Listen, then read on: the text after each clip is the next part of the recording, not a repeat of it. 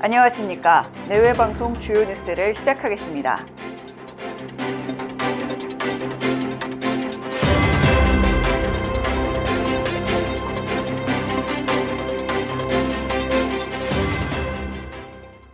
오늘 국민의힘과 국민의당이 정부의 북한 원전 의혹 조사를 촉구하는 국정조사 요구서를 제출했습니다. 앞서 청와대는 북한의 원전 건설을 지원하는 것을 검토한 적이 없다고 입장을 밝혔는데요. 국민의힘과 국민의당은 관련 의혹이 사실인지 국정조사를 통해 확인해야 한다는 입장입니다. 국정조사로 의혹을 명백히 해소하자는 것인데요.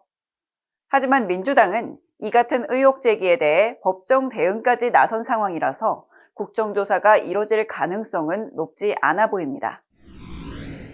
전국 상위 20% 주택 가격이 평균 10억 원을 돌파했습니다.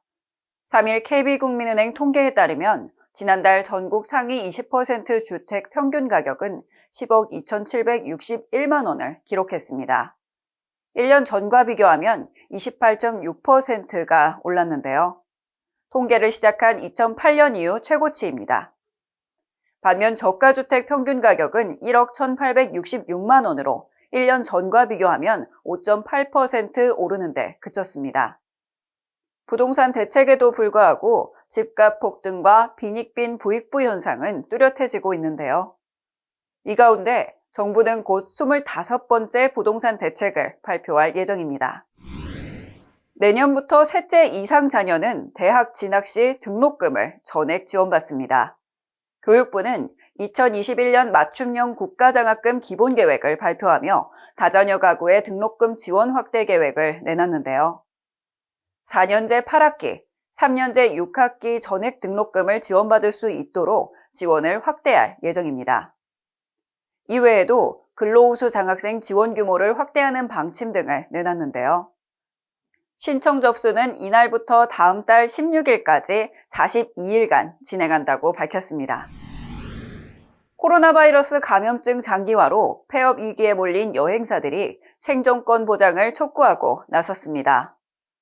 기자회견을 열고 재난지원금을 집합금지 업종과 동일하게 지급해달라고 요구한 것인데요.